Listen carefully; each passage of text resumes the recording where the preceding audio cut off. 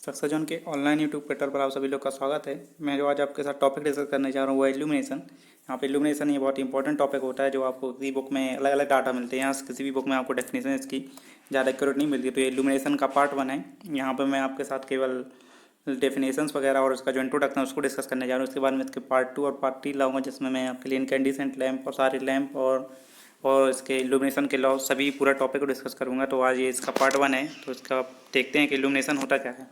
तो सबसे पहले इल्यूमिनेशन। तो इल्यूमिनेशन क्या होता है, इसमें कुछ एक सीधी सी डेफिनेशन होती है प्रदीप्ति की। प्रदीप्ति एक घटना होती है जिसके साथ हम किसी भी वस्तु को देख सकते हैं। यानी कि प्रदीप्ति कुछ नहीं है, अगर हम इसको एक नॉर्मल बहुत ही नॉर्मल लैंग्वेज में समझे कि प्रदीप्ति क्या होती है, एक घटना होती है जिसके साथ हम क्या होते हैं किसी भी ऑब्जेक्ट यानी कोई भी वस्तु को देख सकते हैं। यदि जैसे दिन में है तो क्या होता है, हम बोलते हैं कि दिन में इल्यूमिनेशन ज़्यादा है और रात में क्या इल्यूमिनेशन कम है, क्योंकि रात में हम किसी भी चीज़ को क्या हो रहा है बहुत कम देख पा रहे हैं। तो यही हमारा क्या कहलाता है इल्यूमिनेशन। यानी इल्यूमिनेशन से कुछ नहीं, आप सीधा सीधा समझिए कोई भी चीज़ हम देख सकें जिससे हम किसी भी चीज़ को देख सकें। तो यहाँ पर ही आप बुक की लैंग्वेज में देखेंगे इसकी डेफिनेशन। तो इसकी बुक की लैंग्वेज की डेफिनेशन होती है कि प्रकाशित तल के इकाई क्षेत्रफल पर लंबवत दिशा में पड़ने वाली वे प्रकाश की मात्रा को प्रदीप्ति कहा जाता है। इसे ई से प्रदर्शित करते हैं। ठीक है, तो यहाँ पे तो प्रकाशित तल यानी कि मैं मान लेता हूँ कि यहाँ पे कोई है, ये कोई एक सरफेस है जिस पे क्या हो रहा है, यहाँ पे कोई बल्ब या कोई भी चीज़ लगी है, कोई भी प्रकाशित स्रोत लगा है जिससे क्या हो रहा है, यहाँ पे एक लाइट पड़ रही है। तो इस लाइट के हम क्या करें, प्रत्येक एरिया पर यानी कि यहाँ पे कोई एक पर्टिकुलर एरिया ले लेता हूँ मैं, इसके अंदर मान लेता हूँ कि इसके अंदर कोई एरिया ए है। यानी इसके अंदर ये जो एरिया इसका ये क्या है, ए है। और इस पर जो फ्लक्स पड़ रहा है, यानी यहाँ पे जो फ्लक्स है, मैं फ्लक्स को आगे डिस्कस करूँगा पूरी तरीके से जब इसकी डेफिनेशन आएगी फ्लक्स क्या होता है। यहाँ पे ल्यूमिनस फ्लक्स मान लेते हैं कि यहाँ पे क्या है, ल्यूमिनस फ्लक्स पड़ रहा है इस सरफेस पे। तो इस सरफेस पे क्या हो रहा है, पर्टिकुलर एरिया में यानी कि इस एरिया में कितना फ्लक्स पड़ रहा है वही इस एरिया का क्या कहलाएगा, प्रदीप्ति या इल्यूमिनेशन की वैल्यू कहलाएगी। तो यहाँ पे ई इक्वल टू हमारा फॉर्मूला निकल के क्या आएगा, E equal to F upon A. और एफ यहाँ पे क्या है, फ्लक्स एंड ल्यूमेन, या इसी को हम क्या बोलते हैं ल्यूमिनस फ्लक्स। और यहाँ पे ये क्या है, एरिया इन मीटर। तो इसकी यूनिट क्या हो जाएगी, ल्यूमेन। और एरिया क्या होता है, मीटर स्क्वायर। इसको हम क्या बोलते हैं, ल्यूमन प्रति मीटर स्क्वायर में भी नाप सकते हैं। और साथ साथ इसके जो यूनिट होती है यानी कि जो हम क्या होते हैं, इसकी यूनिट ल्यूमेन प्रति वर्ग मीटर। तो यहाँ पे आप देख सकते हैं क्या लिखा है कि इसकी यूनिट ल्यूमेन प्रति वर्ग मीटर या लक्स होती है। ठीक है, तथा इसी को हम क्या बोलते हैं, लक्स बोलते हैं। तो यहाँ पे सीधे सीधे पेपर एग्जाम में क्वेश्चन आता है कि इल्यूमिनेशन की यूनिट क्या होगी। तो यहाँ पे इल्यूमिनेशन की यूनिट क्या होती है, लक्स होती है। और पूछते हैं ल्यूमिनस फ्लक्स की यूनिट क्या होती है, तो वहाँ पे ल्यूमिनस फ्लक्स की यूनिट क्या हो जाती है, आपकी ल्यूमेन हो जाती है। तो यहाँ पे क्या होता है इल्यूमिनेशन। तो इल्यूमिनेशन कुछ नहीं है, यानी कोई भी चीज़ यानी कुछ ऐसा जब भी हमने लाइट जलाई या कोई भी वस्तु पे जब प्रकाश पड़ता है तभी हम उसको देख सकते हैं, बहुत अच्छे से देख पाते हैं। जब उस वस्तु बिल्कुल अंधेरे में रखी तो हमको वस्तु दिखती नहीं है, जैसे हमने उस पर प्रकाश डाला और वो वस्तु हमको दिखी। तो ये जो जितना भी प्रोसेस हुआ यही तो हमारा क्या कहलाता है, इल्यूमिनेशन कहलाता है, जिसकी सहायता से हमने क्या हुआ देखा। तो यहाँ पर जो हमारा होता है इल्यूमिनेशन, तो यहाँ पे हम देखते हैं कि इल्यूमिनेशन को और भी यूनिट होती है। जैसे यहाँ पे कुछ नोट पॉइंट है कि प्रकाशित तल की प्रदीप्ति मापने का एक अन्य मात्रक भी होता है। यानी कि जो हम लक्स नापते हैं ल्यूमन प्रति वर्ग मीटर में, तो यहाँ पे क्या होता है, एक मिली फुट में भी नापते हैं। तो इसको हम क्या बोलेंगे, ल्यूमन प्रति 1 ल्यूमन प्रति वर्ग मीटर। एक हम क्या बोलते हैं, फुट कैंडेला। और एक और मात्रक क्या होता है, अन्य मात्रक फुट कैंडेला, यानी कि 1 कैंडेला पावर 1 वर्ग फुट में। तो यहाँ पे क्या है कि यहाँ पे इल्यूमिनेशन ऐसा हुआ कि 1 कैंडेला पावर यानी 1 वर्ग फुट एरिया जब हम लेते हैं तो 1 candela foot power, candela power का पावर स्रोत यानी कि 1 कैंडेला पावर का प्रकाश स्रोत कितना उस पर फ्लक्स देता है, तो वही हमारा क्या कहलाएगा, उसका इल्यूमिनेशन कहलाएगा। कितना इल्यूमिनेशन हुआ, जितना 1 कैंडेला पावर के 1 वर्ग फुट में 1 कैंडेला पावर के प्रकाश स्रोत ने इस पर प्रकाश दिया, तो ये उसका क्या कहलाएगा, इल्यूमिनेशन कहलाएगा। तो आप इल्यूमिनेशन कुछ मत रखिए, यानी इल्यूमिनेशन एक सीधा सीधा चीज़ है कि जिसकी सहायता से हम किसी भी चीज़ को देख पा रहे हैं। जहाँ पे हम किसी भी चीज़ को बहुत दिक्कत से देख पाते हैं या हमें देखने में बहुत कठिनाई होती है तो वहाँ क्या बोलते हैं कि इल्यूमिनेशन बहुत कम है। और जहाँ पर हम किसी भी चीज़ को बहुत आसानी से देख पा रहे हैं तो उसको हम क्या बोलते हैं कि इल्यूमिनेशन यहाँ पे ज़्यादा है। तो यहाँ पे पूछा गया है, तो यहाँ पे अगला पॉइंट है कि किसी प्रकाशित तल की प्रदीप्ति नापने के लिए, यानी कि यदि हमको इल्यूमिनेशन जो हम नापते हैं लक्स में उसको मेजर कैसे करते हैं। तो यहाँ पे किसी भी प्रकाशित तल की प्रदीप्ति नापने में किसका यूज करते हैं, प्रकाश मापी का। क्या होता है, एक यंत्र होता है जिसको हम क्या बोलते हैं, प्रकाश मापी। और प्रकाश मापी के साथ हम क्या नापते हैं, इल्यूमिनेशन को नापते हैं। और ये प्रकाश मापी क्या होता है, फोटो डायोड, यानी जो हमारे डायोड होते हैं फोटो डायोड, उस पर डिपेंडेंट होता है फोटो डायोड। फोटो डायोड क्या होता है कि जब उस पर क्या होता है, एक डायोड होता है, तो जब उसकी लाइट पड़ती है उसका रेजिस्टेंस चेंज होता है, या क्या करता है ये एक रेजिस्टेंस इसका चेंज होता है जिसकी वजह से यहाँ पे करंट जनरेट होती है। उसी के आधार पर क्या होता है, हमारा सोलर पैनल वगैरह वर्क करते हैं तो वो हमारा फोटो डायोड कहलाता है। तो यहाँ पे फोटो डायोड का मैं सिंबल बता दूँ, तो ये फोटो डायोड का सिंबल कुछ ऐसे होता है। तो उसी पर आधारित क्या होता है, हमारा प्रकाश मापी होता है। तो यहाँ पे क्या हो जाएगा, फोटो डायोड पर आधारित एक इलेक्ट्रॉनिक यंत्र होता है जिसकी सहायता से हम क्या करते हैं, इल्यूमिनेशन को नापते हैं। तो यहाँ पे इसके बाद अगला क्वेश्चन है, अगला पॉइंट है कि प्रदीप्ति के 2 प्रकार की होती है। यानी क्या हो रहा है कि अब हमने देखा कि इल्यूमिनेशन, हम इल्यूमिनेशन समझ लिए कि किसी भी चीज़ को जिसकी सहायता से हम देख पा रहे हैं वो हमारा केवल इल्यूमिनेशन है। तो यहाँ पे इल्यूमिनेशन में क्या होता है, दो टाइप का हो जाता है। एक होता है हमारा कौन सा, नेचुरल इल्यूमिनेशन या प्राकृतिक इल्यूमिनेशन। तो एक हमारा क्या होता है, आर्टिफिशियल इल्यूमिनेशन, ठीक, या प्राकृतिक प्रदीप्ति, और एक होता है कृत्रिम प्रदीप्ति। तो यहाँ पे नेचुरल इल्यूमिनेशन क्या कहलाता है, यानी कि जो नेचुरल सोर्स जो होते हैं हमारे, जैसे कि प्रकाश के जो प्राकृतिक स्रोत हैं, जैसे कि चंद्रमा, सूर्य या तारे, इन सब की वजह से जो हमारा इल्यूमिनेशन होता है पूरी पृथ्वी पे, वो हमारा क्या कहलाता है, नेचुरल इल्यूमिनेशन कहलाता है। और उसके बाद क्या होता है, एक और होता है हमारा आर्टिफिशियल इल्यूमिनेशन।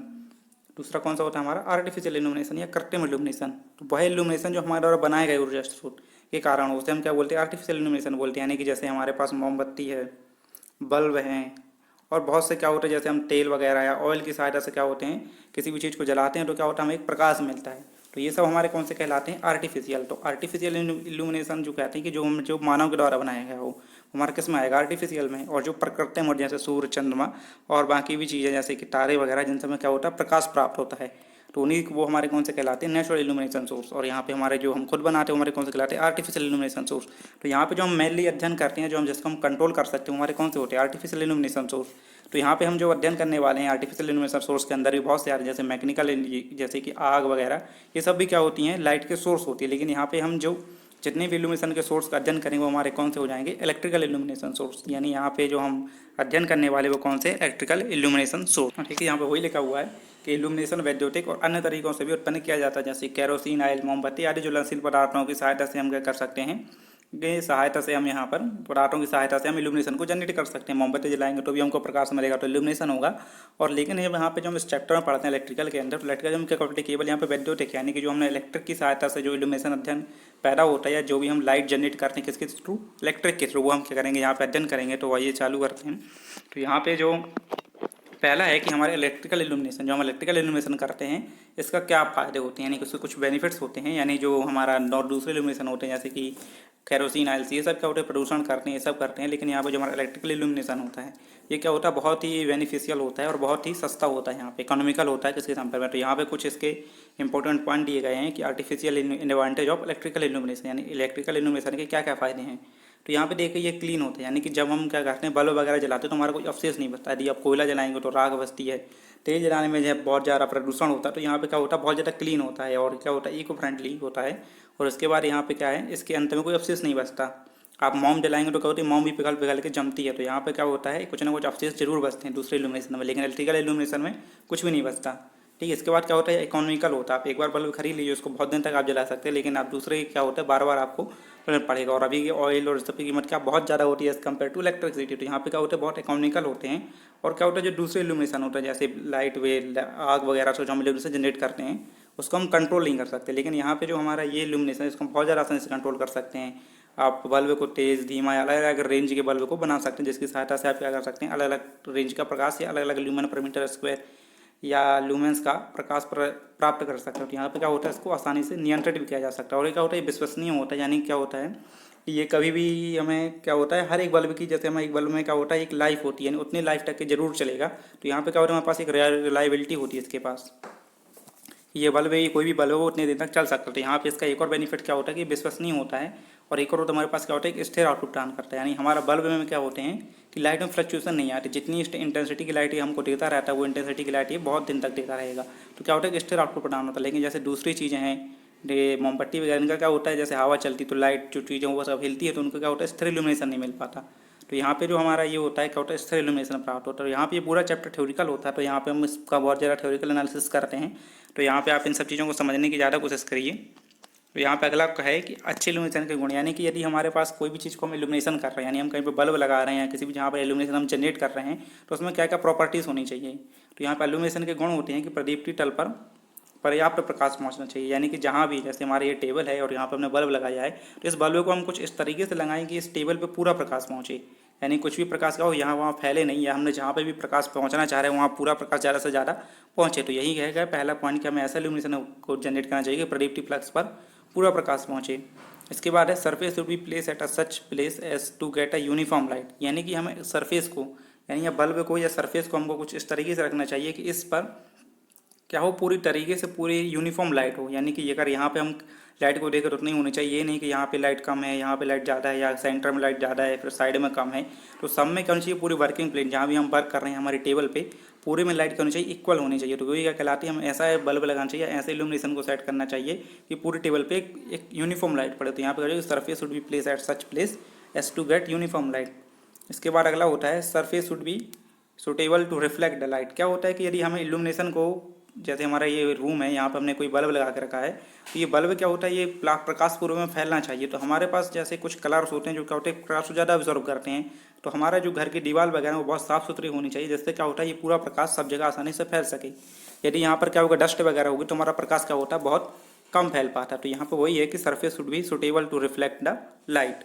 इसके बाद अगला question, light should not strike directly.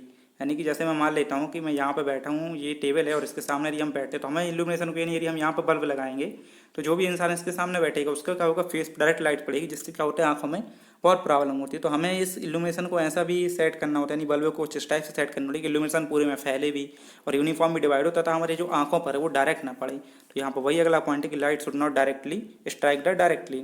इसके बाद अगला आता है कि हमारी जो ह्यूमन आइस होती है वो लगभग कितनी, यानी क्या होता है यहाँ पे वेवलेंथ को देखा जाएगा। ये फ्रिक्वेंसी का जस्ट अपोजिट होता है वेवलेंथ। यानी कि जितनी ज़्यादा फ्रिक्वेंसी होगी उतनी कम वेवलेंथ, और जितनी ज़्यादा फ्रिक्वेंसी होगी उतनी कम वेवलेंथ, तो जितनी कम फ्रिक्वेंसी रखेंगे उतनी ज़्यादा क्या हो जाती है, वेवलेंथ हो जाती है। तो वही वेवलेंथ पूछे गया कि यदि हमको ह्यूमन आइन प्रोवाइड्स विजुअल सेंसेशन है 3500 से 4000 एंगस्ट्रॉम, 35,000 से 4,000 एंगस्ट्रॉम, यानी कि 3500 से 4,000 एंगस्ट्रॉम तक क्या होता है, ये एंगस्ट्रॉम है, ये नहीं यहाँ पे क्या होगा आपका एंगस्ट्रॉम होगा। तो ये क्या होता है 3500 से 4,000 तक। एंगस्ट्रॉम का क्या होता है, हमारे पास विजुअल सेंसेशन होता है। यानी कोई भी लाइट की जो वेवलेंथ है यदि 3500 से कम है या 4,000 से कम है तो वो हमको दिखती नहीं है। ये सब हमारी इंफ्रारेड लाइट, अल्ट्रा वायलेट रे, ये सब रे में आती है।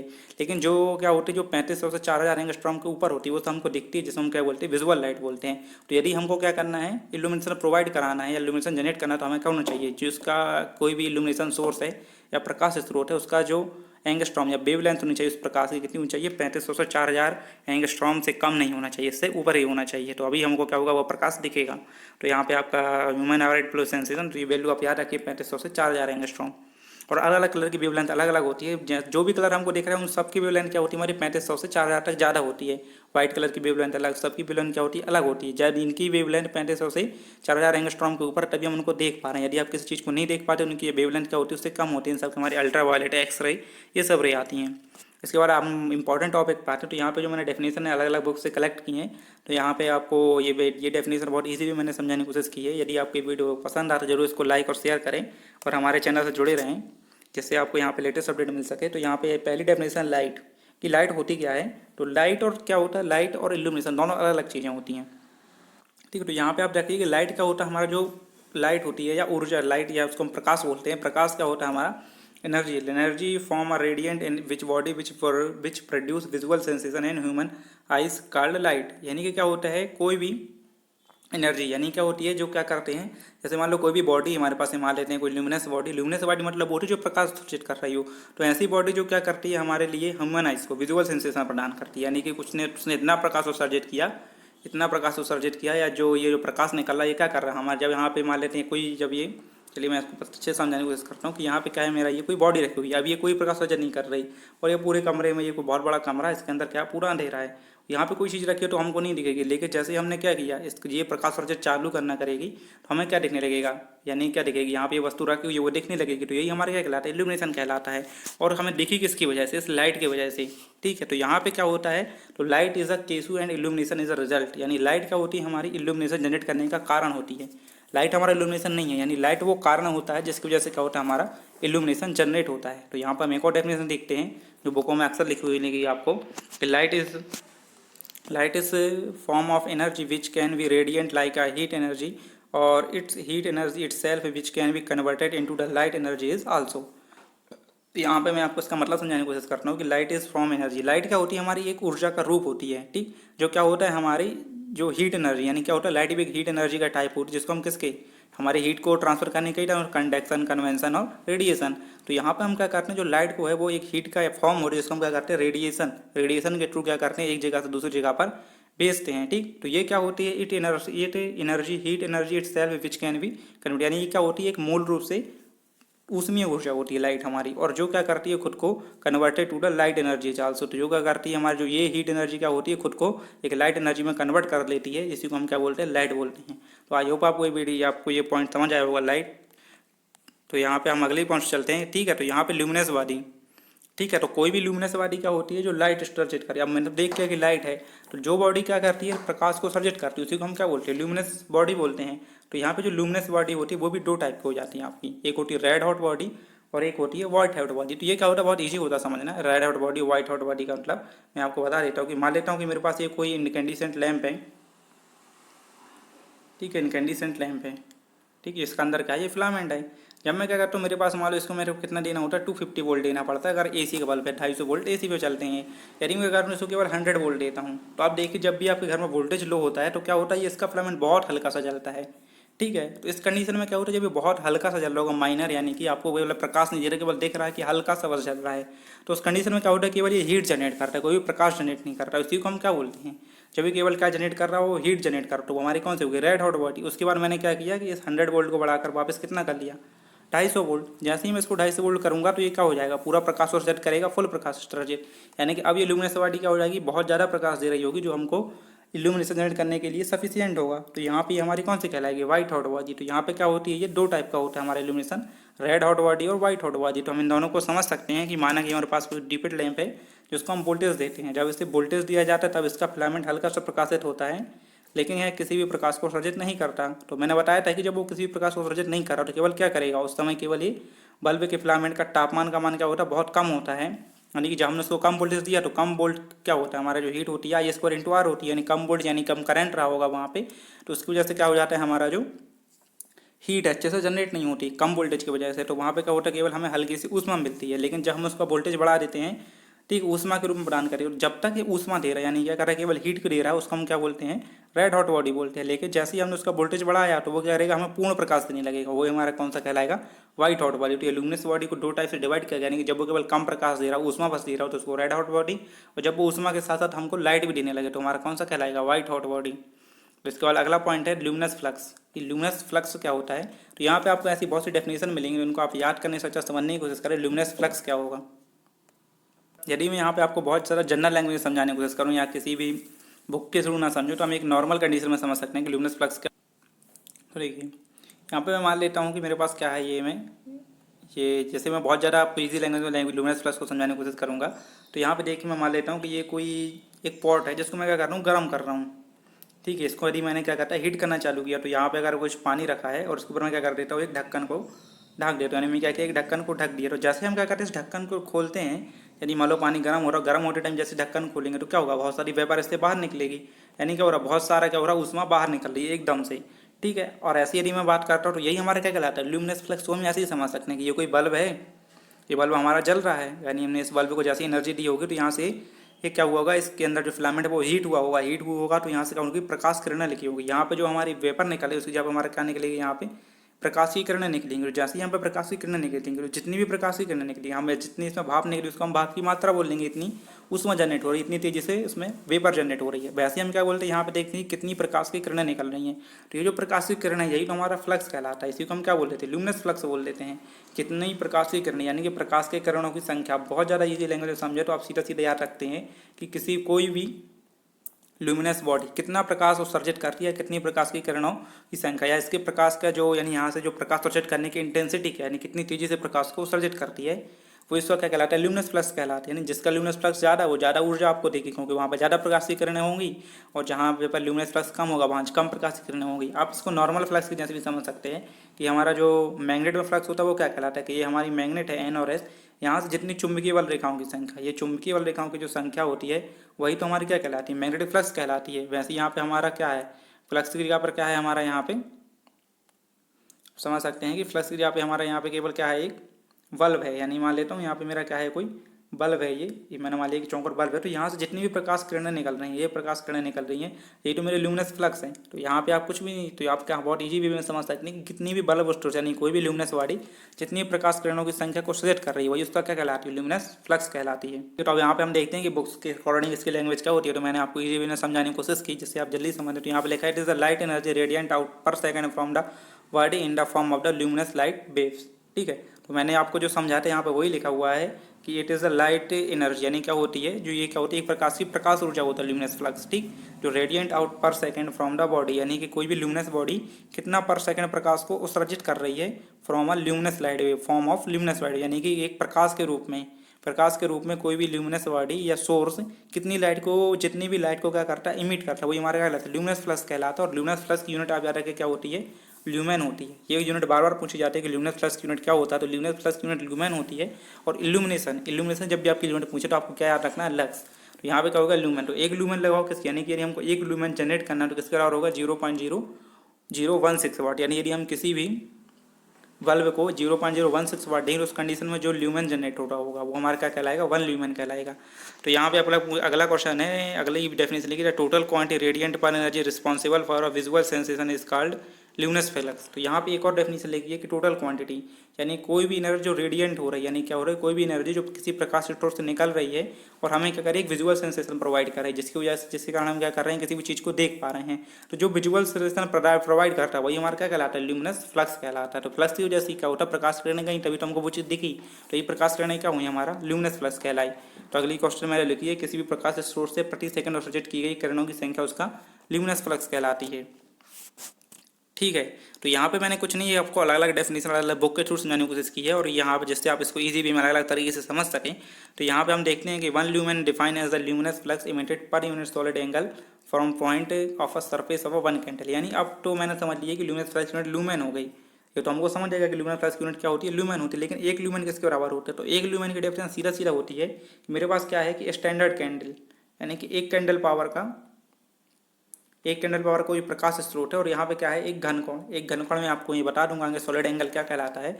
तो यहाँ पे क्या होता है, एक घनकोण में, यानी एक कैंडेला पावर का प्रकाश स्रोत एक घनकोण में जितना भी प्रकाश उत्सर्जित कर देते हैं, जितनी भी लाइट देता है वो किसके बराबर होती है, यानी जितना भी फ्लक्स इमिट करता है वो एक ल्यूमेन के बराबर होता है। यही हमारा क्या कहलाता है, ल्यूमेन कहलाता है।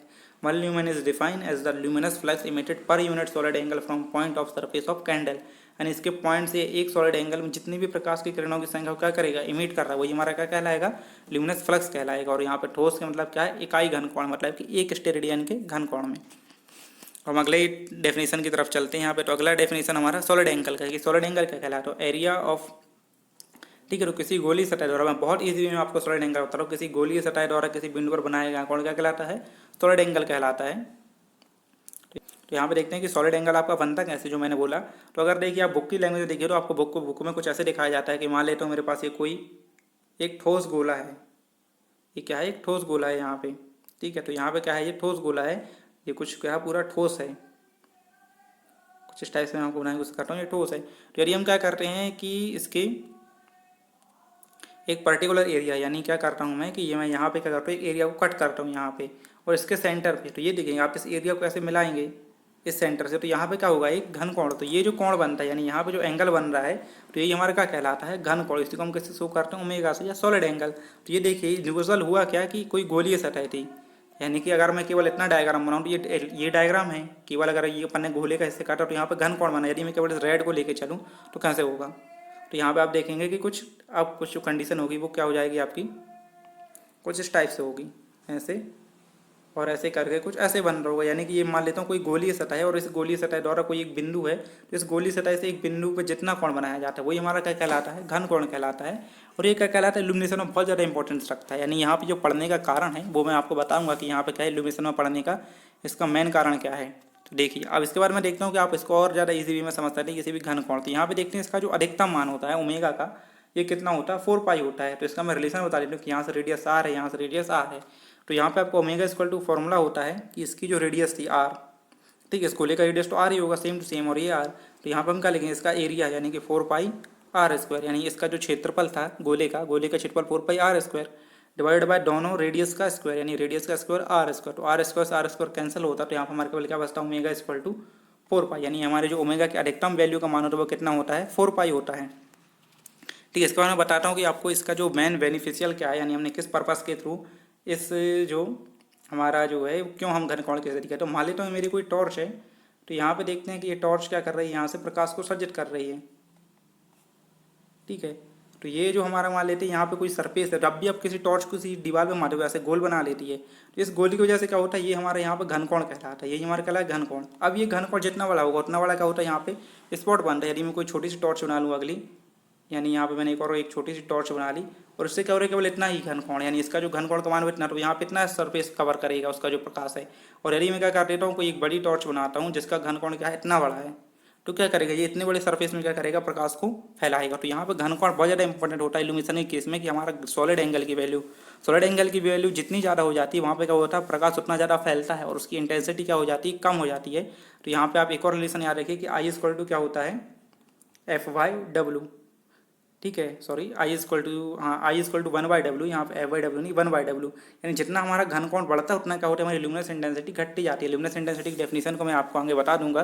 जितना हम घनकोण को बढ़ाते जाते उतनी क्या होती है, ल्यूमिनस इंटेंसिटी घटती जाती है। और यहाँ पे आप एक और चीज़ याद रखिए, प्लेन एंगल की भी एक डेफिनेशन आती है। तो यहाँ पे क्या होता है कि किसी हम एक आर्क बनाते हैं, उस आर्क के द्वारा जो यहाँ पे कोण बनता है वो हमारा क्या कहलाता है, प्लेन एंगल कहलाता है। प्लेन एंगल का फॉर्मूला क्या होता है, हमारा थीटा इक्वल टू कोण इक्वल टू चाप बटे त्रिज्या। और सॉलिड एंगल का फॉर्मूला क्या होता है हमारा, ओमेगा का सॉलिड एंगल का फॉर्मूला क्या होता है, omega equal to 4 pi r² upon r², यानी कि एरिया अपॉन रेडियस का स्क्वायर, यानी कि जो गोलीय रेडियस है, यानी ये एरिया हो गया मेरा, और यहाँ पे क्या हो जाएगा, ये रेडियस, तो एरिया अपॉन रेडियस का स्क्वायर, इस r² से r² कैंसिल होगा, तो ओमेगा इक्वल टू केवल क्या बचता है हमारा 4 पाई। तो यहाँ पे कभी कभी क्वेश्चन में पूछा भी जाता है कि ओमेगा की मैक्सिमम वैल्यू कितनी होती है, तो ओमेगा का अधिकतम मान कितना हो सकता है, 4 पाई। तो यहाँ पे आप देख सकते हैं कि इसका फॉर्मूला क्या हो जाएगा, area of surface divided by radius का स्क्वायर, यानी कि हमारा जो एरिया ऑफ सरफेस हुआ, यानी कि जो यहाँ पे एरिया ऑफ सरफेस कितना हो जाएगा, 4 pi r² upon divided by r², ये हमारा क्या हो जाएगा, ओमेगा का फॉर्मूला हो जाएगा। और किसी गोली से और किसी बिंदु बनाए कोण हमारा क्या कहलाता है, ठोस कोण कहलाता है। सबका आप स्क्रीनशॉट ले सकते हैं। इसके बाद जो है ठोस कोण का अधिकतम मान, तो यहाँ पर ठोस कोण का अधिकतम मान कितना होता है, 4 पाई। ठीक, तो यहाँ पे अगर आपसे पूछे कि ठोस कोण का अधिकतम मान, तो इस वैल्यू को जरूर याद रखिए, बार बार पूछा गया। इसके बाद मैं आपको अगला रिलेशन दिखा रहा हूँ कि रिलेशन बिटवीन द ठोस एंगल एंड प्लेन एंगल। तो यहाँ पे आप देखिए कि प्लेन एंगल, यानी कि जो हमने बताया था इसके पहले मैं आपको डिस्कस कर चुका हूँ, प्लेन एंगल क्या होता है, जो नॉर्मल सरफेस पर बनाते हैं। ठीक है, तो यहाँ पे क्या होता है, जो ओमेगा यानी प्लेन एंगल और उसमें रिलेशन क्या होता है, तो यहाँ पर इस रिलेशन को बस याद कर लीजिए, ज़्यादा इंपॉर्टेंट नहीं होता, लेकिन यहाँ पे आप जरूर याद रखिए किसी यूनिक चीज़ें हैं। Omega equal to 2 pi 1 - cos θ/2, ये एक बहुत इंपॉर्टेंट चीज़ है जो शायद आपको किसी किसी बुक में बहुत कम मिलती है। तो आप रिलेशन याद रखिए क्या होता है, omega equal to 1/2 pi 1 - cos θ, और यहाँ पे थीटा इक्वल टू क्या है हमारा, प्लेन एंगल। ठीक है, इस चीज़ को जरूर याद रखिए, ये हमारा प्लेन एंगल हुआ, और ये हमारा कौन सा है, सॉलिड एंगल, यानी जो हमारा ओमेगा इक्वल टू आपको यहाँ पे शो हो रहा है, ये ओमेगा इक्वल टू ये हमारा क्या है, सॉलिड एंगल है, और ये हमारा यहाँ पे थीटा इक्वल टू क्या है, प्लेन एंगल है। तो ये हमारा क्या हो जाएगा, सॉलिड एंगल और प्लेन एंगल। तो आपसे आई होप आपको ये चीज़ें पसंद समझ आ रही होंगी। यदि आपको वीडियो अच्छा लगा तो जरूर इसको लाइक और शेयर करें। अगला है कि ल्यूमिनस इंटेंसिटी, कोई भी प्रकाश स्रोत जितनी तीव्रता से प्रकाश को उत्सर्जित करता है वह उसकी क्या कहलाती है, ल्यूमिनस इंटेंसिटी या ज्योति तीव्रता कहलाती है। यानी मैं मान लेता हूँ कि ये कोई प्रकाश स्रोत है, ठीक है, ये क्या कर रहा है, किसी भी जगह पर लाइट दे रहा है, ये मान लो सरफेस पे क्या कर रहा है, इसको लाइट दे रहा है, तो ये कितनी स्पीड से लाइट देगा इसको, यानी कि मैं मान लेता हूँ कि यहाँ से यहाँ तक कितना तेज़ी से प्रकाश उत्सर्जित करता है। यानी कुछ बल्ब होते हैं जो धीमे होते हैं, यानी मैं मान लेता हूँ मेरे पास 10 वाट का बल्ब है, तो वो धीरे धीरे करके प्रकाश उत्सर्जित करेगा, तो हम क्या बोलेंगे, उसकी इंटेंसिटी कम है। और यदि कुछ बल्ब ऐसे होते हैं जो बहुत तेज़ी से, जैसे मैंने अगर ज़्यादा एलईडी हमारे स्ट्रीट लाइट में हम ज़्यादा वोल्टेज के बल्ब लगाते हैं, वो क्या करते हैं, बहुत तेज़ी से क्या करते हैं, हमारे प्रकाश को सर्जित करते हैं, तो हम क्या बोलते हैं, उनकी इंटेंसिटी ज़्यादा। इंटेंसिटी मतलब आप यहाँ पे क्षमता समझिए। तो यहाँ पे क्या होता है, luminous intensity is any particular, ठीक है। तो यहाँ पे मैंने एक सिंपल डेफिनेशन लिख के रखी है कि कोई भी प्रकाश स्रोत जितनी तीव्रता से प्रकाश को उत्सर्जित कर रहा है, यानी कितनी तीव्रता से वो प्रकाश को उत्सर्जित कर रहा है, वह इसको क्या कहलाती है, ल्यूमिनस इंटेंसिटी या ज्योति तीव्रता कहलाती है। इसके बाद नीचे लिखा है, luminous intensity is any particular direction is the luminous flux emitted bye the source पर unit solid angle in the direction. तो यहाँ पे मैं इस डेफिनेशन को समझाने की कोशिश करूँगा कि यहाँ पे क्या होता है कि अब यहाँ पे एक मैं मान लेता हूँ कि ये कोई घन कोण है, ये घन कोण है, तो इस घन कोण में क्या होता है, कोई भी luminous intensity is in any particular direction is luminous flux emitted bye the source, यानी ये सोर्स क्या होता है, किसी पर्टिकुलर यानी एक निश्चित दिशा में जितना प्रकाश उत्सर्जित करता है, यानी जितनी स्पीड से प्रकाश उत्सर्जित कर रहा होगा, तो यहाँ पे एक निश्चित दिशा की बात हो गई। तो यहाँ पे एक निश्चित दिशा में जितना प्रकाश उत्सर्जित कर रहा है वो उसका क्या कहलाएगा, ल्यूमिनस इंटेंसिटी। और ल्यूमिनस इंटेंसिटी हम किससे शो करते हैं, आई, और आई इक्वल टू फॉर्मूला क्या होता है, F/ओमेगा। ठीक है। तो एफ हमारी किसकी यूनिट है, ल्यूमिनस फ्लक्स की, तो हम बोलेंगे लूमेन, और ओमेगा को हम क्या नापते हैं 4 पाई, ल्यूमेन और ओमेगा, यानी आप याद रखिए घनकोण यूनिट भी पूछी जाती है, मैं घनकोण यूनिट आपको बताना पूछ गया भूल गया। तो यहाँ पे सॉलिड एंगल की यूनिट जरूर याद रखिए कि सॉलिड एंगल की यूनिट क्या होती है, स्टे रेडियन, ठीक। और नॉर्मल कोण को हम रेडियन में नापते हैं और घन कोण को हम किस में नापते हैं, स्टे रेडियन में, ठीक। तो यहाँ पे हमारी घन कोण यूनिट क्या हो जाएगी आपकी, स्टे रेडियन। तो यहाँ पे मैं देखता हूँ कि आपकी क्या है, एफ एच पल्टू क्या है, फ्लक्स, फ्लक्स हम किस में नापते हैं, ल्यूमेन में, और क्या है, स्टे रेडियन, ये हमारे क्या है, ल्यूमेन प्रति स्टे रेडियन। और इसका ऐसा ही मात्रा क्या होता है हमारा, कैंडेला, और इसी को हम क्या बोलते हैं, कैंडल। तो ये हमारा क्या कहलाता है, कैंडल। तो यहाँ पे याद है कि ल्यूमिनस इंटेंसिटी मतलब क्या है कि कितनी इंटेंसिटी से, यानी कितनी तेजी से वो प्रकाश वर्जित कर रहा है, उसकी क्या हो जाएगी आपकी लुमिनस इंटेंसिटी हो जाएगी। तो हम अगले डेफिनेशन की तरफ चलते हैं यहाँ पे कि कैंडेला, कैंडेला परडिप्टिविटी की एसआई इकाई है, यानी जो हमारी लुमिनस इंटेंसिटी हम ऐसा यूनिट देखें तो हमारी कैंडेला कहलाती है। इसके चारों ओर 4-5 फ्लक्स से प्राप्त होता है, ठीक है। तो आप कुछ मत करिए, अगर आपको बहुत ज़्यादा बहुत डिटेल में समझता है तो मैं मान लेता हूँ कि 1 फुट कैंडेला पावर समझते हैं। फुट कैंडेला पावर क्या होती है, तो आप देखिए जैसे कोई मोमबत्ती आइडल, यानी कि क्या मानक मोमबत्ती है, तो ये मानक मोमबत्ती अपने चारों ओर जितना भी प्रकाश उत्सर्जित करेगी, यानी कि 1 फुट तक, यानी यहाँ से मैं 1 फीट तक ले लूँ, 1 फीट तक जितना भी प्रकाश उत्सर्जित करेगी वो क्या होगा, 1 कैंडेला के बराबर होगा। तो हमारी क्या हो जाएगी, 1 कैंडेला की डेफिनेशन हो जाएगी। तो यहाँ पे क्या कहलाता है, कैंडेला पावर क्या होता है, कैंडेला ल्यूमिनस इंटेंसिटी और कैंडेला पावर लेवल दोनों एक सिमिलर चीज़ें होती हैं। The light capacity of a source is called candela power, ठीक। तो देखिए इंटेंसिटी क्या थी कि वो कितनी तेजी से प्रकाश को सर्जित करता है, वो हमारी क्या थी, इंटेंसिटी थी।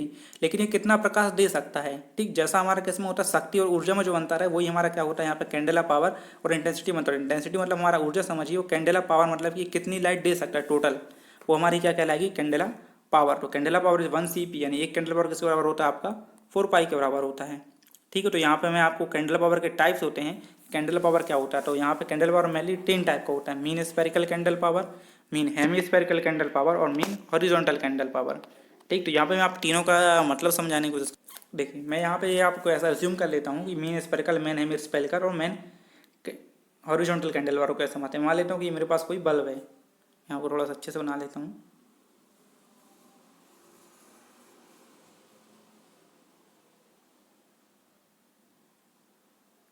ठीक है, ये क्या है, मान लेता हूँ मेरे पास एक बल्ब है, ठीक है। तो अगर मैं इस बल्ब को सीधा टॉप पोजीशन से देखें, आप केवल टॉप पोजीशन से देखेंगे तो ये आपका क्या हो जाएगा, केवल आपको क्या दिखाई देगा कि अगर आपके पास इसको टॉप टॉप पोजीशन से देखेंगे तो ये आपको क्या दिखाई देगा, केवल एक सरफेस दिखाई देगी, यहाँ पे एक सरफेस दिखाई देगी। यानी क्या करेगा, जब हम इसको देखेंगे तो हमारे क्या देगा, ऊपर से एक टॉप यानी एक गोल सरफेस दिखाई देगी। तो ये गोल सरफेस कितना फ्लक्स इमिट करेगी, ये गोल सरफेस, यानी आपको जब इसको ऊपर से देख रहे हो तो एक गोल दिखाई देगा टॉप व्यू, तो ये गोल सरफेस क्या करती है, कितना फ्लक्स इमिट करती है, वो हमारा क्या कहलाएगा, मीन स्फेरिकल कैंडल पावर, इसी को हम क्या बोलते हैं, MSCP, ठीक। यानी किसी भी बल्ब की यदि हम औसत कैंडेला पावर निकालेंगे, यानी कितना ये कैंडेला को या कितने ल्यूमिनल फ्लक्स को इमिट कर रहा है, वो हमारा MSCP, इन सब चीज़ों को कैलकुलेट करते हैं हम। तो यहाँ पे क्या कहलाएगा हमारा MSCP। जब हम इसको केवल क्या करें, टॉप से देखेंगे तो ये गोल दिखेगा, तो ये गोल यानी ये जो गोल है ये कितना फ्लक्स को इमिट कर रही है, हमारा MSCP है, ठीक। और यदि मैं क्या करता हूँ, यहाँ पर देख लेते हैं कि अगर क्या करते हैं मीन, ये तो हमारा क्या हो गया, MSCP हो गया। यदि मैं देखूँ इसके चारों तरफ, यानी मैं चलो इसके चारों तरफ गोल गोल घूमता हूँ, तभी भी हमारा बल्ब लगभग गोल होता है। यदि ये गोल होता है तो हमारा क्या कहलाएगा, ये गोल होता है तो इसकी हॉरिजॉन्टल, यानी ये गोल दिशा की वजह से क्या करेगा, अपनी चारों ओर फ्लक्स प्रिंट करेगा, यानी जिसके चारों ओर देखें, यदि हम अभी तो हमने ऊपर से देखा, अब इसके चारों ओर घूमते हैं तो ये हमारा क्या कहलाएगा, ये भी उस तरीके से भी गोल होगा। तो इस चारों तरफ की गोल की वजह से जो फ्लक्स ऐसे ऐसे इमिट करेगा हॉरिजॉन्टल डायरेक्शन में, ये हमारा कौन सा कहलाएगा, MHCP, mean horizontal candle power. ये हमारा कौन सा था, मीन स्फेरिकल कैंडल पावर, ये हमारा क्या हो जाएगा, मीन हॉरिजॉन्टल कैंडल पावर। अब देखिए मीन हेमी स्फेरिकल हो गया, मीन हॉरिजॉन्टल हो गया। अब मैं आपको एक और चीज़ बताता हूँ कि मीन हेमी स्फेरिकल क्या होता है। तो मीन हेमी स्फेरिकल का मतलब यहाँ पे सीधा सीधा होता है कि अब देखिए यहाँ पे जो ऊपर जितना फ्लक्स इमिट कर रहा है और नीचे फ्लक्स जितना इमिट कर रहा है, ये जो कितना फ्लक्स इमिट कर रहा है, हम इसका कैंडल पावर निकालेंगे तो हमारा कौन सा कहलाएगा, mean hemispherical candle power, MHCP। तो आइए हम इनकी डेफिनेशन को देखते हैं यहाँ पर। तो आप आई होप आपको समझ लो, देखिए सीधा सीधा कि जब अपन टॉप से देखें तो कौन सा दिखाएगा, MSCP। जब हम इस पर हॉरिजॉन्टल आ गए यानी ये हॉरिजॉन्टल पूरे में देखें तो गोल सरफेस बन जाएगी ना, ये गोल सरफेस जितना इमिट करेगी वो हमारा MSCP कहलाएगा, मीन हॉरिजॉन्टल कैंडल पावर। और ये कितना फ्लक्स ऊपर जा रहा है, कितना फ्लक्स नीचे आ रहा है, क्योंकि पूरा फ्लक्स ऊपर भी जाता है, कुछ फ्लक्स नीचे भी आ जाता है, वो हमारा कौन सा हो जाएगा, mean hemispherical candle power. तो यहाँ पे 3 होते हैं हमारे, mean spherical, mean hemispherical और मेन हॉरिजॉन्टल कैंडल पावर। तो इन सबको हम डेफिनेशन देखते हैं इन सबकी। तो यहाँ पे आप इन सबकी डेफिनेशन देख सकते हैं। मीन स्फेरिकल कैंडल पावर किसी क्षैतिज तल के सभी तलों एवं दिशाओं में कैंडेला पावर का औसत मान। तो यहाँ पर आप इसका सीधा याद रखिए एमएचसीपी इक्वल टू क्या, टोटल फ्लक्स अपॉन 4 पाई। और हमने देखा था मीन स्फेरिकल में क्या हो रहा था, हमारा पूरा गोल बन रहा था ना, तो गोल गोल का क्या होता है हमारा 4 पाई। ठीक है, 4 पाई उसका नहीं 4 पाई अपन आर स्क्वायर होता है। जब इसका आप घनकोण निकालेंगे तो केवल 4 पाई बचता नहीं। मैक्सिमम वैल्यू क्या हो सकती है इसकी, घनकोण, यानी यहाँ पर घनकोण निकालेंगे तो आर स्क्वायर भी आएगा, लेकिन यहाँ पे मैंने मैक्सिमम वैल्यू ली है तो कितनी लूंगा 4 पाई। तो यहाँ पे एमएससीपी इक्वल टू फॉर्मूला क्या हो जाएगा, total flux in lumen divided by 4 पाई। इसके बाद हमारा आता है कौन सा, हॉरिजॉन्टल कैंडल पावर। ठीक, तो हम चलते किस पे, मीन हॉरिजॉन्टल कैंडल पावर एमएचसीपी। तो किसी क्षैतिज तल की समद्र दिशा में, मैंने आपको बता भी था कि ये हमारा बल्ब था और इस बल्ब के हॉरिजॉन्टल जितना भी प्रकाश स्रोत या जितनी भी हमको प्रकाश मिल रहा है वो हमारे कौन सा कहलाएगा पावर, एमएचसीपी, यानी मीन हॉरिजॉन्टल कैंडल पावर। तो ये वही है, किसी क्षैतिज तल की समद्र दिशाओं में कैंडल पावर, यहाँ पे आप इसको सही कर लीजिए, पुअर लिखा था, ये पावर का औसत मान क्षैतिज कैंडल शक्ति कहलाती है। तो इसको हम किस में दिखाते हैं, देखिए आप अगर इसके साइड साइड घूमेंगे तब भी गोल बनेगा, उस कंडीशन में क्या हो जाएगी आपका टोटल पावर 4 पाई हो जाएगी, यानी टोटल जो घनकोण का मान है 4 पाई होगा। तो यहाँ पे फॉर्मूला क्या हो जाएगा आपका, total flux in lumen divided by 4 पाई। इसके बाद हम देखते हैं मीन हेमीस्फेरिकल कैंडल पावर। तो यहाँ पे मीन हेमीस्फेरिकल कैंडल पावर क्या हो जाएगा आपका, प्रकाश स्रोत के केंद्र से होकर गुजरने वाली क्षैतिज तल के ऊपर और नीचे। मैंने बताया था ना कि जब आप क्या कर सकते हैं कि ये बल्ब था जब हमारा, तो इसके ऊपर कितना फ्लक्स उत्सर्जित हुआ और नीचे कितना फ्लक्स उत्सर्जित हुआ। जब हम इन दोनों को कैलकुलेट कर रहे हैं तो हमारा कौन सा कहलाता है, मीन हेमीस्फेरिकल कैंडल पावर। तो यहाँ पर आपका क्या हो जाएगा, प्रकाश स्रोत के केंद्र से होकर गुजरने वाले क्षैतिज तल के ऊपर नीचे सभी दिशाओं में कैंडल शक्ति के औसत मान को ही हम अर्धगोलाकार कैंडल शक्ति कहते हैं। तो हमारा एमएससीपी इक्वल टू फॉर्मूला क्या हो जाएगा, total flux in lumen divided by 2 पाई। तो अब हम चलते हैं नोट पॉइंट की भी, relation between luminous flux and solid angle. तो देखिए luminous intensity and solid angle, तो मैं इसको पहले भी डिस्कस कर चुका हूँ कि आई अपॉन डब्ल्यू, यानी देखिए मैंने इसको बल्ब की टॉर्च की कोई टॉर्च इसका सॉलिड एंगल इतना सा है तो ऐसा फ्लक्स फैलाएगी इतनी। लेकिन यदि यहाँ पे क्या है कि ये कम, इसका सॉलिड एंगल कम है, तो यहाँ पे इस बल्ब तो नहीं है ना, यदि हम मान लेते हैं कि यहाँ पे कोई कांच लगा के सॉलिड एंगल को चेंज कर रहे हैं, ये 10 वाट की है, 10 वाट का क्या है इसका मान है कि 10 वाट है, तो ये 10 वाट में केवल इसको केवल इतनी सरफेस में करना है। तो यहाँ पे क्या होगा, हमको ज़्यादा प्रकाश मिलेगा। यदि मैं अगला सॉलिड एंगल लगाता हूँ, यानी मैं अगला जो कांच है उसको कुछ ऐसे फैला देता हूँ, तो अब क्या करेगा ये कि एक बड़े एरिया में, यानी अब इसको क्या मिलेगा, एक बड़ा एरिया मिलेगा जहाँ इसको करने का लाइट को इमिट करना पड़ेगा। और है तो ये 10 ही वाट की, यानी क्या हो रहा है, हम इस सॉलिड एंगल को चेंज कर रहे हैं। जहाँ हम इसके सॉलिड एंगल को बढ़ा रहे हैं तो इंटेंसिटी हमारी घट जाएगी, और सॉलिड एंगल घटाने से क्या हो जाएगा, हमारी इंटेंसिटी बढ़ जाती है। तो यहाँ पे वही दिखा गया कि relation between the luminous intensity and solid angle. इसी बार यहाँ पे एक और पॉइंट है कि 7.76 प्रति घंटे की दर से चलने वाली मोमबत्ती, यानी हम मानक मोमबत्ती किसको बोलेंगे, जो एक कैंडेला, जिसको हम मानते हैं कि ये 1 फुट तक जितना प्रकाश देती है वो 1 ल्यूमेन या 1 कैंडेला के बराबर होता है। तो यहाँ पे जो 7.76 ग्राम, यानी कोई ऐसी मोमबत्ती जो 7.7 ग्राम 1 घंटे में जल जाती है, वो हमारी कौन सी कहलाएगी, मानक मोमबत्ती है। इसके बाद अगला इंपॉर्टेंट पॉइंट है यहाँ पे कि 1 कैंडल पावर, तो 1 कैंडल पावर यानी हमारे किसका होता है 0.201 वाट के बराबर, यानी हमें अगर 1 कैंडल पावर जनरेट करना है तो मिनिमम हमें 0.201 वाट देना होगा। तो चलिए हम अगले डेफिनेशन की ओर चलते हैं, जो हमारा बहुत ही इंपॉर्टेंट रिलेशन है क्या, रिफ्लेक्शन फैक्टर। ठीक, सॉरी रिफ्लेक्शन बोलने में यहाँ पे आपका क्या हो जाएगा, रिडक्शन फैक्टर। तो यहाँ पे देखिए रिडक्शन फैक्टर क्या होता है, रिडक्शन फैक्टर को हम मान लेते हैं आर से शो करते हैं। तो आप देखिए मैं इसको याद कैसे, जो अभी तक हम क्या पढ़े एमएससीपी और एमएससीपी को दोनों को पढ़ चुके हैं। तो देखिए एमएससीपी अपॉन एमएचसीपी, यानी जो इन दोनों यानी कि मीन स्फेरिकल कैंडल पावर और मीन हॉरिजॉन्टल कैंडल पावर का जो रेशियो दोबारा क्या कहलाता है, रिडक्शन फैक्टर। और आपको इसको याद कैसे करना है, देखिए मैं याद करने की आपको यहाँ पर ट्रिक बताता हूँ। ये क्या है, आर है, हमारे अल्फाबेट रिलेशन क्या चलती है, पी क्यू आर एस और एच, यही हमारी सीरीज है ना। तो आप देखिए यहाँ पे आर, इसके बाद यहाँ पे क्या आएगा एस, और देन क्या आएगा एच। तो P Q R S H, ये आपको एक ट्रायंगल बनेगा, ऐसे एक ट्रायंगल बना लेता हूँ। यहाँ पे क्या हो जाएगा आर रिडक्शन फैक्टर, यहाँ पे क्या आएगा एस आएगा, और यहाँ पे क्या आएगा एच। और एक और चीज़ आज बात रखिए कि ऊपर भी 4 वर्ड्स आने हैं नीचे भी, तो आप ऊपर क्या लिख सकते हैं एमएससीपी, और आप क्या लिखे नीचे एमएचसीपी। अगर आप यहाँ पे एमएचएससीपी लिख देते हैं तो ये तो 5 हो जाएंगे, ऊपर नीचे दोनों में 4 होने चाहिए ना। तो यहाँ पे क्या हो जाएगा एमएचसीपी। तो आपका रिडक्शन फैक्टर का फॉर्मूला क्या हो जाएगा, एमएचसीपी डिवाइडेड बाय एमएचसीपी, यानी मीन स्फेरिकल द ऑफ। ठीक है, तो reduction factor of a source is given by the ratio F equal to MSCP divided by MHCP. तो रिडक्शन फैक्टर के आर से आप रिलेशन याद रखिए कि आर एस एच। ठीक, तो क्या हो जाएगा एमएससीपी और एमएचसीपी का जो रेशियो होता है हमारा क्या कहलाता है, रिडक्शन फैक्टर कहलाता है। और उसी को हम क्या कहते हैं, it also refer to as a spherical reduction factor. ठीक, तो इसको हम क्या बोलते हैं, स्फेरिकल रिडक्शन फैक्टर भी बोलते हैं। इसके बाद हमारा जो अगला है ब्राइटनेस या ल्यूमिनेंस। ठीक है, तो किसी प्रकाशित वस्तु के प्रति इकाई क्षेत्रफल की प्रदीप्ति की तीव्रता को उसकी चमक कहते हैं। ठीक है, तो चमक मतलब क्या, सीधा सीधा बहुत ही सिंपल है कि ब्राइटनेस, यानी कोई भी चीज़ में जहाँ पर जो ज़्यादा फ्लक्स को यानी मैं मान लेता हूँ कि यहाँ पे कोई सरफेस है, दो सरफेस हैं, ये दो सरफेस है, यहाँ पे क्या है कि 10 ही लूमेन है और इतनी सरफेस में यहाँ पे मैं 100 लूमेन रख सकता हूँ, यानी ये 100 लूमेन है इसके पास। तो ये क्या करेगा, हमें बहुत ज़्यादा चमकता हुआ दिखाई देगा और यहाँ पर हमको क्या मिलेगा, ये यहाँ पे जो हमको चमक मिलेगी वो बहुत कम होगी।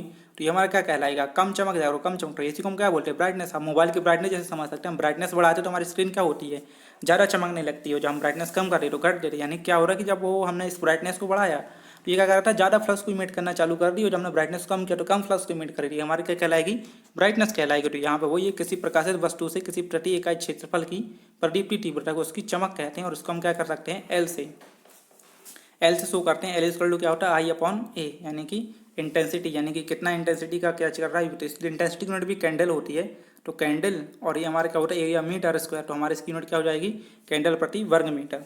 और देखिए इसकी 2-3 यूनिट और होती हैं यहाँ पे, निट, ठीक है। यदि मैं क्या करता हूँ, कैंडल पर मीटर स्क्वायर में नापते उसको मैं क्या बोलता हूँ, नेट बोलता हूँ, ठीक। और कैंडल पर सेंटीमीटर स्क्वायर, यानी यहाँ मीटर स्क्वायर जब मैं क्या लेता हूँ, सेंटीमीटर स्क्वायर लेता हूँ, उसको मैं क्या बोलता हूँ, स्टिल वो बोलता हूँ, ठीक। और जब मैं इसको क्या करता हूँ, ल्यूमेन पर सेंटीमीटर स्क्वायर में नापता हूँ, ल्यूमेन। अभी ये तक कैंडल में चल रहा था और ये ल्यूमेन यानी फ्लक्स की यूनिट आ गई, यानी क्या कर रहा हूँ, जब मैं एफ अपॉन ए स्क्वायर कर रहा हूँ, वो भी एक इसमें सेंटीमीटर। ये हमारी कौन सी कहलाती है, लैम्बर्ट। ये 3 पॉइंट भी आप जरूर याद रखिए, नेट, स्टिल और लैम्बर्ट।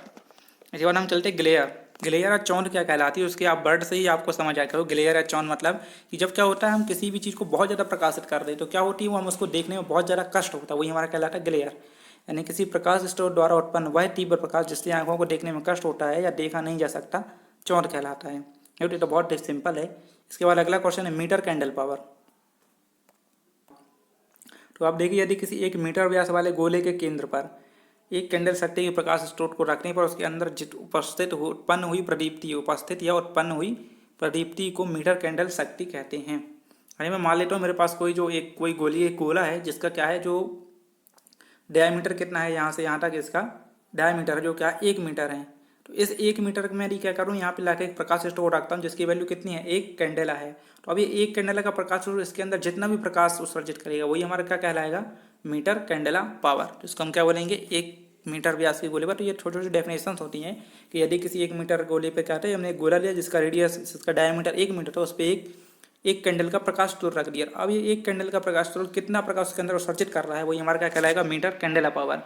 अब हम आते हैं बहुत ही इंपॉर्टेंट जो क्या कहलाता है, लैंप एफिशिएंसी या ल्यूमिनस एफिशिएंसी, ठीक। तो यहाँ पर लैंप की डेफिनेशन स्पेलिंग गलत लिखी हुई है, यहाँ पे आप इसको करेक्ट करके क्या लिख लिए, LAMP, लैंप एफिशिएंसी या ल्यूमिनस एफिशिएंसी, ठीक। तो लैंप एफिशिएंसी क्या कहलाती है, देखिए एफिशिएंसी मतलब हमेशा हम कैसे लिखते हैं, आउटपुट अपॉन एफिशिएंसी हम कैसे लिखते हैं, यहाँ पे कलर चेंज कर लेता हूँ, शायद दिख नहीं रहा है।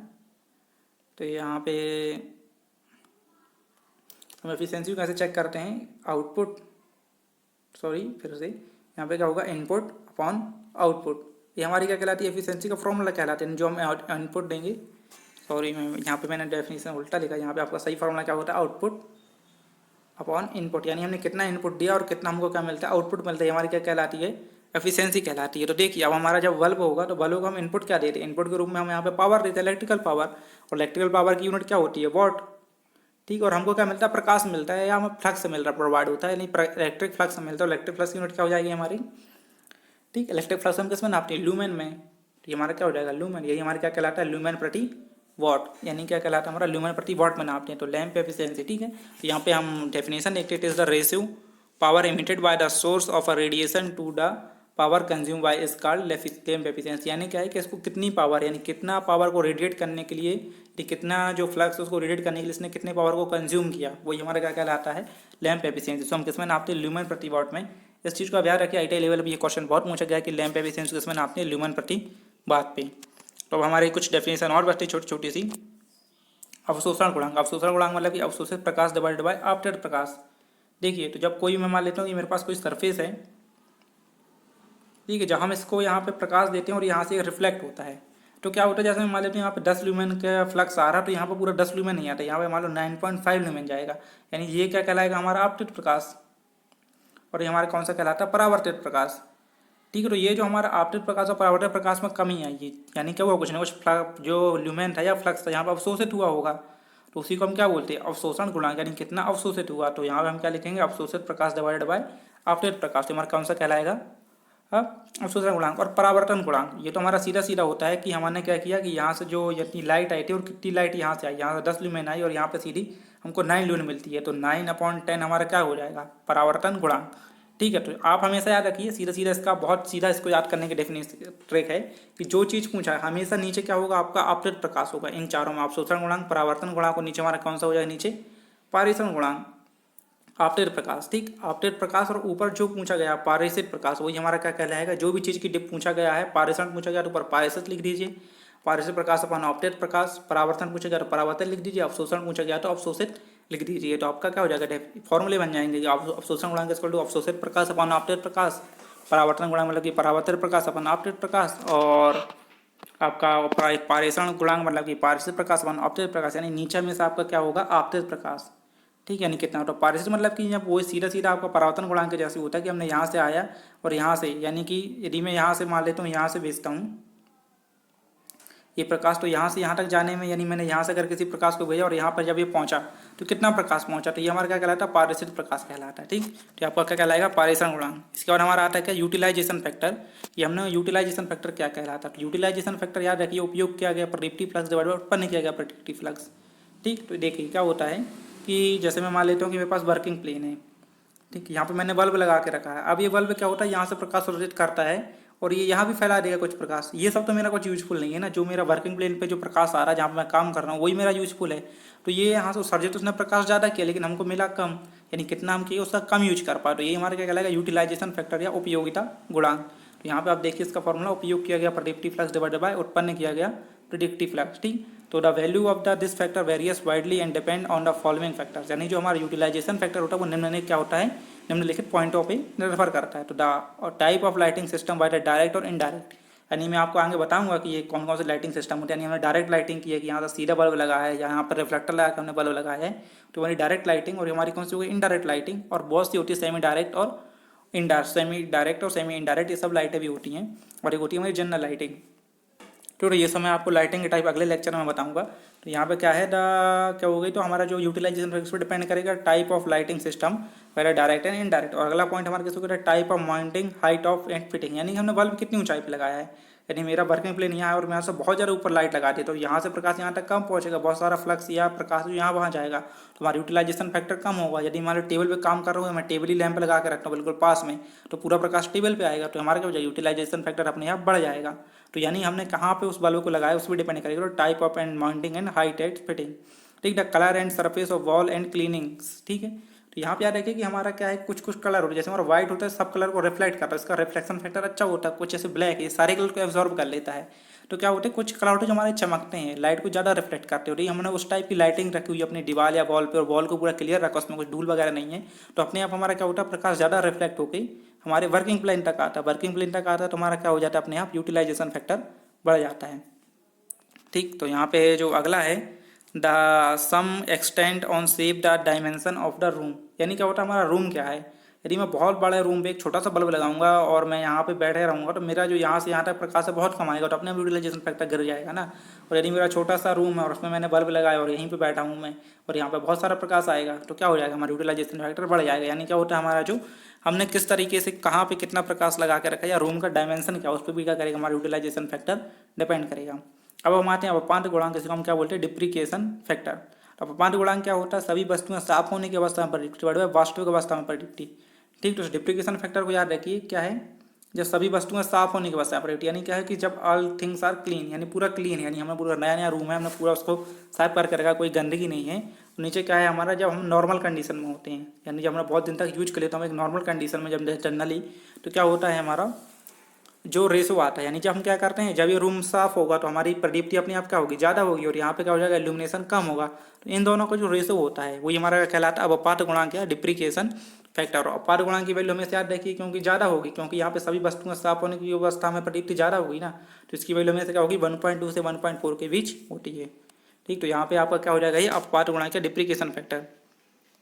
इसके बाद है space height ratio, horizontal distance between two lamp and mounting of a height lamp. तो मैं इसको आपको डिफाइन कर रही हूँ। ठीक है, तो स्पेस हाइट रेशो क्या होता है कि यहाँ पे क्या हो रहा है कि ये मान लेते हैं कोई दो बल्ब लगे हुए हैं और बीच में हमारा क्या है, ये वर्किंग प्लेन है, तो ये सीधे सीधे रेशो होता है कि इन दो बल्ब के बीच की दूरी यानी दोनों बल्बों की horizontal distance divided by working plane का वर्टिकल डिस्टेंस, यानी यहाँ से यहाँ तक का जो दूरी है ये हमारी कौन सी हॉरिजॉन्टल डिस्टेंस हो गई और ये हमारी कौन सी हो गई वर्टिकल डिस्टेंस। तो ये इन दोनों के बीच का जो रेशो होता है वही हमारा क्या कहलाता है स्पेस टू हाइट रेशो। तो ये जरूर याद रखिए, ये बहुत इंपॉर्टेंट चीज़ होती है, बार बार पूछा जाता है स्पेस एग्जाम में स्पेस हाइट रेशो क्या होता है। तो दोनों बल्ब के बीच की दूरी और वर्किंग प्लेन से इन बल्बों की ऊंचाई, आप सीधे तो ये भी समझ सकते हैं हॉरिजॉन्टल डिस्टेंस या वर्टिकल डिस्टेंस है इसकी ऊंचाई, ये हमारा क्या कहलाता है स्पेस टू हाइट रेशो।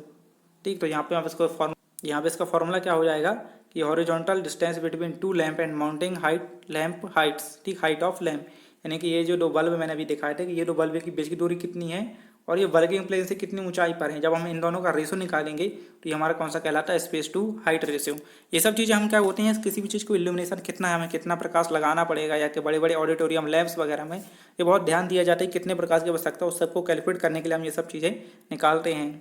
तो अगला क्वेश्चन है कुल आवश्यक लूमेन फ्लक्स, यानी कि यदि हमको क्या करना है कितने लूमेन फ्लक्स की आवश्यकता है। आपको हमने निकाला कि हमको सब निकालना है तो हमें किन किन चीज़ों निकालना पड़ेगा। तो आप देखिए प्रकाशित क्षेत्रफल यानी कितने एरिया को प्रकाशित करना है, कितनी प्रदीप्ति है, अपवाद गुणांक, इन तीनों का इंटू कर दीजिए और नीचे किससे उपयोगिता गुणांक से डिवाइड कर दीजिए। मैं आपको यहाँ जूम कर देता हूँ उस चीज़ को। तो देखिए प्रकाशित क्षेत्रफल, प्रदीप्ति, अपवाद गुणांक और उपयोगिता गुणांक, यानी इन तीनों का इंटू करके आप इसे डिवाइड करेंगे तो हमें कितने लूमेन की जरूरत पड़ेगी इसको कोई भी कमरे या रूम को अच्छे से प्रकाशित करने के लिए। हमारा क्या निकल जाएगा कुल आवश्यक लूमेन। तो इसका फॉर्मूला भी आप याद रखिए। तो यहाँ पे मैं आपको आगे अगले पार्ट में जो है बहुत सी चीज़ें लेके आने वाला हूँ, जैसे कि आपका डायरेक्ट लाइटिंग, इनडायरेक्ट लाइटिंग, इसके साथ साथ मैं आपके लिए जो लैम्बर्ट कोसाइन लॉ और ये सब लॉ भी डिस्कस करेंगे। अभी ये वीडियो पर्सन खत्म नहीं हुई और ही है। तो यहाँ पे आप देखते हैं कि कुछ जो चीज़ें हैं कुछ इंपॉर्टेंट पॉइंट हैं वो दिखाए दिखाए गए हैं कि ल्यूमिनस प्लस की यूनिट क्या होती है लूमेन, उसको हम कैसे शो करते हैं FEF से। और ल्यूमिनस इंटेंसिटी या कैंडेला पावर इसको हम किस में नापते हैं कैंडल में नापते हैं। आप इसी याद है कि ल्यूमिनस इंटेंसिटी और कैंडल पावर दोनों की यूनिट क्या होती है एक सी होती है। ल्यूमिनस इंटेंसिटी या कैंडल पावर इसको हम किस में नापते हैं आई, जैसे कैंडल में नापते हैं किसे शो करते हैं आई से शो करते हैं। ल्यूमिनेशंस और इल्यूमिनेंस, ठीक, दोनों एक ही चीज़ें होती है। इसको हम किस में नापते हैं ल्यूमेन प्रति मीटर स्क्वायर या लक्स मॉल किससे बनाते हैं ई से। इसके बाद हमारा क्या रहता है ल्यूमिनेंस या ब्राइटनेस, इसको हम किस में नापते हैं कैंडल प्रति मीटर। ब्राइटनेस हमारी क्या थी किसी भी पर्टिकुलर सरफेस पे कितना प्रकाश पहुंचता है वो हमारा क्या है ब्राइटनेस कहलाती है। तो कैंडल प्रति मीटर स्क्वायर, और इसको हम किससे शो करते हैं एल और बी से। इसके बाद हमारा कुछ ल्यूमिनस एक्सटेंस, ठीक, इसको हम किस में नापते हैं ल्यूमिनस प्रति मीटर किससे शो करते हैं एम से।